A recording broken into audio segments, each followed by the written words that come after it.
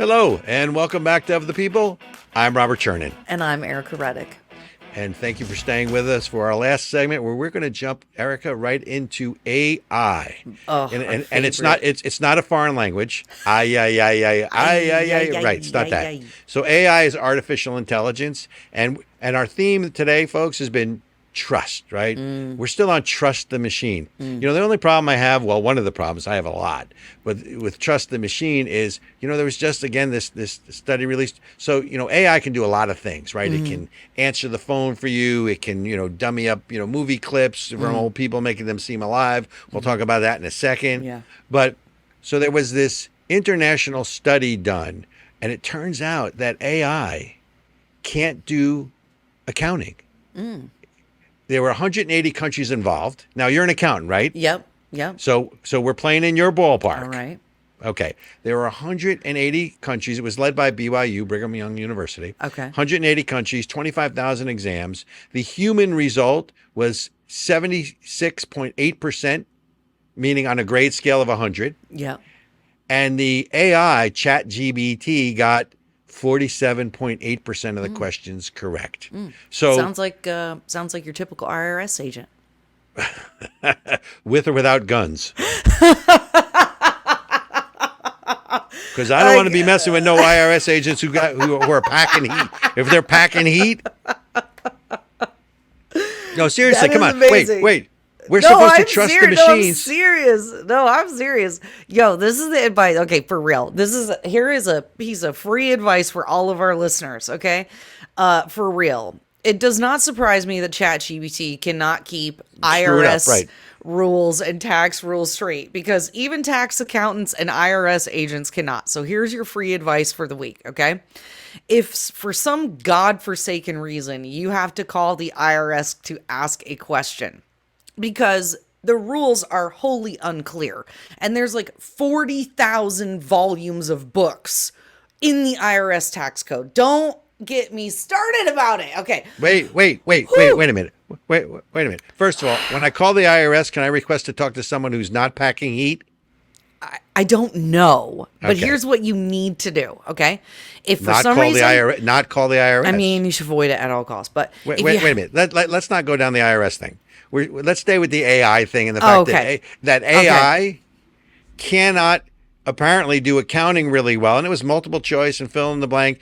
And here's what it really says to me, right? Because I mean, let's look at AI. AI is now in everything that we do. I mean, even in my world, there are onboard, you know, Progressive or the other insurance companies where you can have onboard cameras that read your biometrics to tell whether you're a good driver or a bad driver. Yeah. Auto driving cars. The Israelis are using them to get terrorists. But then there's the bad side of it, right? Which is that this one woman, as I recall, they used AI to imitate her daughter's voice and said, "Mom, I'm kidnapped. Give us $1 million." Awful, right? awful. There were these other deep fake, as they call them, videos that put out that looked like it was real. I think there was one with President Trump, one with President Obama. And the problem is we're getting to the world where, you know, again, the gun isn't good or bad. It's what you do with the gun that makes it good or bad. And AI is going to be used by good for some and not for others. Right. And yet, here's the other funny thing, is in that whole ChatGPT thing with the reporter, he asked them whether or not that they would support drag or come out with a statement against, you know, drag or cross-dressing. And they basically said, no, we can't do that because that's intolerant and it doesn't promote racial diversity, equity, and inclusion. So, like we said, the people who are programming this clearly are more concerned with the cultural values of AI, and they're not concerned with those other aspects, at least not yet. Correct. Yeah. Whatever truth is based on who programs it, basically. Right. Yeah. Right. So here's the other thing, though, that people need to understand. And folks, if you haven't done research, I suggest you do. You understand that under AI, there's really two types of artificial intelligence.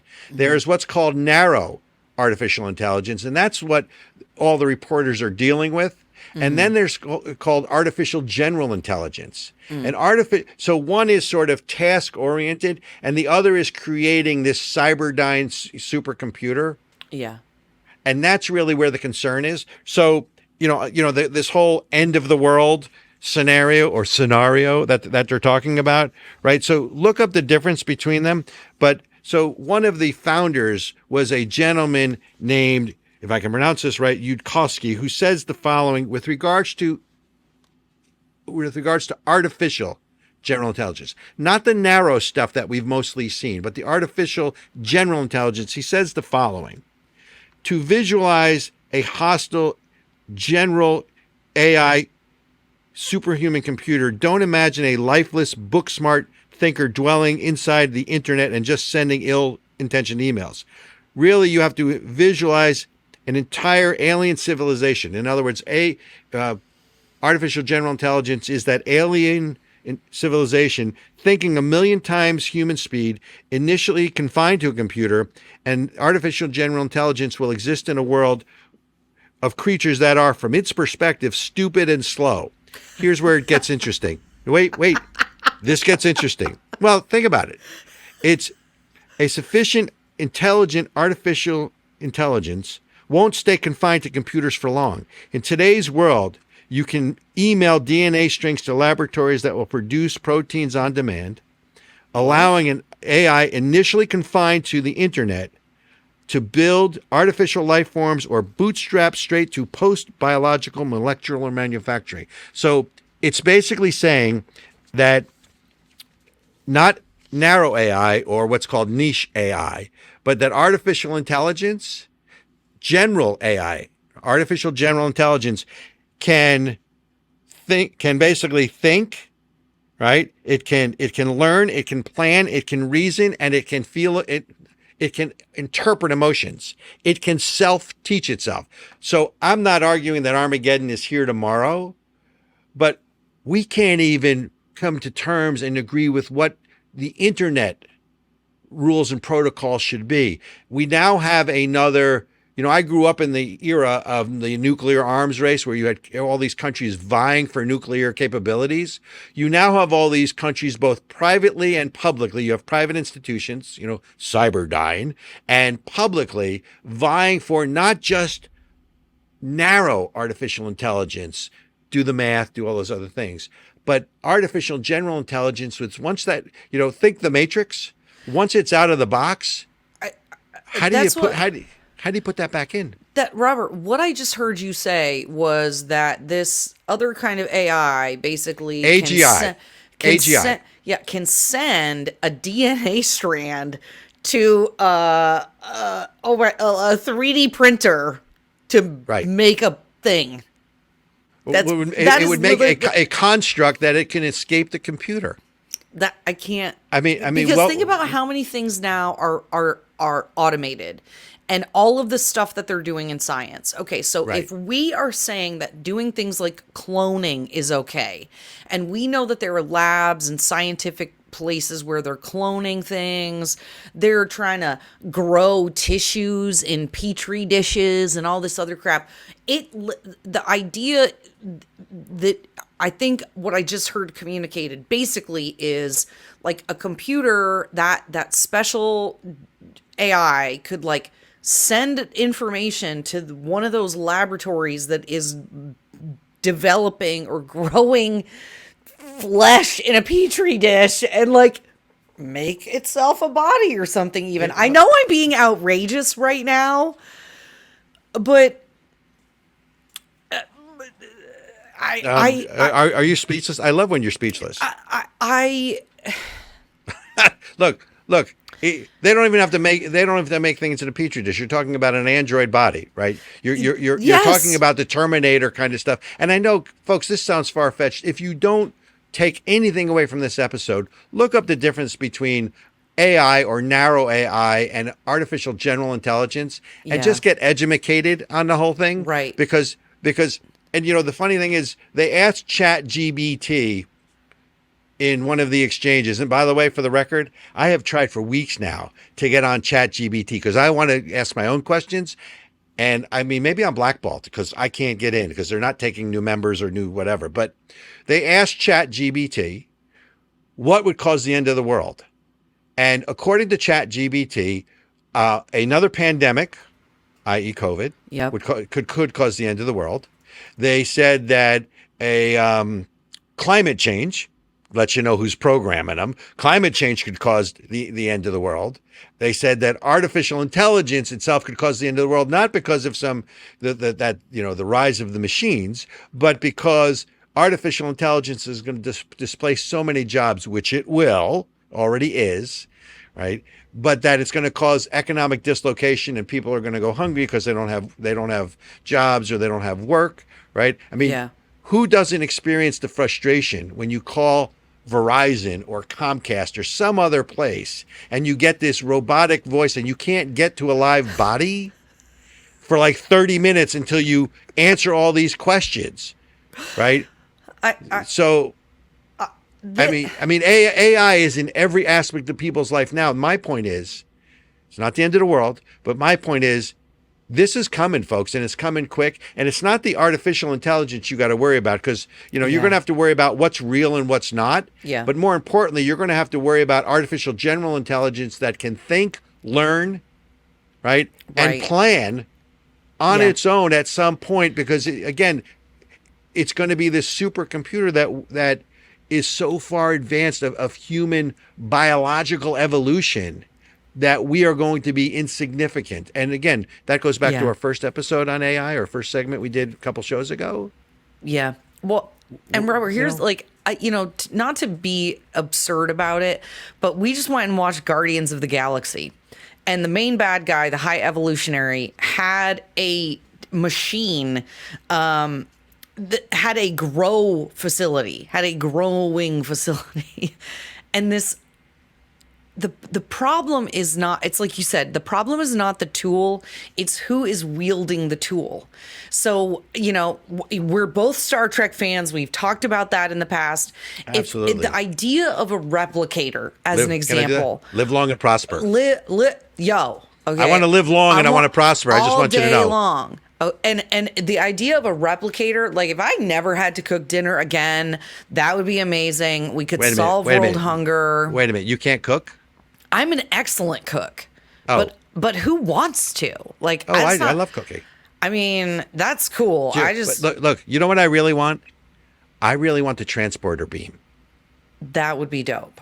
I mean, I don't mind my, molecules being, all mixed up because maybe they'll make me better, taller, handsome, faster, Yeah, something. but remember what happens when it goes bad and you get gross. Anyway, point is, oh my God, okay. It all sounds awesome. I think it would be No, it great. doesn't. No, it doesn't. But I don't know. You can't trust scary. human beings. This is the thing. How do you keep it from falling into the hands of people who would use it for bad purposes, hurting people? Wait a minute. Time out. I respect what you're saying, but you're missing the point. Yeah. It's not just that people look. The nuclear age produced a lot of good and produced a lot of bad. The point is, we are now entering into an AI arms race. Oh yeah. And I am not as concerned with narrow AI. I am concerned with, and so should everyone else be, with artificial general intelligence, because that's really where you get into this dystopian sci-fi reality that, when you saw the movies in the 80s, you went, oh, that's great, but you're not going to get there, because once you sort of reach that point of, I don't know if computers will ever be sentient, meaning they'll be thinking, but there's already document, and who's the founder? I want to pull up his name. So the guy at Google, so the first guy was Yudkowsky, but the guy at Google, and his name is, what is his name? Oh, you're going to make me find the name. Well, I know Elon Musk is creating his own rival AI called Truth AI. And I'm like, oh, yeah, Truth. Who's Truth? Again, who's Truth? Well, I mean, look, you're going to see all these articles on godlike computers, right? Yeah. And this large investor is warning against it. He basically calls it a super intelligent computer that learns and develops autonomously, that understands the environment without the need for supervision, and it can obviously transform the world around it. And I forget the guy, but the founder of AI was a Google guy, and I'm trying to remember his name, that basically left Google because he said it was his life's work and basically said, I can't do this anymore. It's too dangerous. So, folks, AI, look it up. Look up artificial general intelligence. We're going to continue to push the envelope on this a little bit, and it is going to transform our world, our children's world, sooner than we know. So it's really up to everybody just to sort of get educated on it a little bit. So That's right. Anyway, more AI to follow. But the issue for today was trust. And you know who you can trust, Ericka? My husband? You can trust me and your husband, but you can trust me. Because I we're trust you, irreverent. Robert. Because we're irreverent, and some days I'm generally irritable, but mostly only when I talk to you. Yeah. You know what? I think you trust us because we know we don't know everything, and we say we don't know everything. Exactly. Trust but verify. So folks, thank you for staying with us for yet another show. You can reach Ericka at Ericka, Ericka Redic, Redic. That's her Twitter feed. Did I get that right? You got it. Look her up at Generally Irritable, because she is, and she can be. Yep. She can be found. And I'm Robert Chernin. At RB Chernin is Twitter, or email me, robertc@asicfund.org. And to our producer, Lord Benjamin Redic. You do a great job, man. Thank you so much for making us look good, or at least making her look good. Me, Amen. I could use some help. Folks, thanks for being with us. We'll see you next week. Bye, everybody.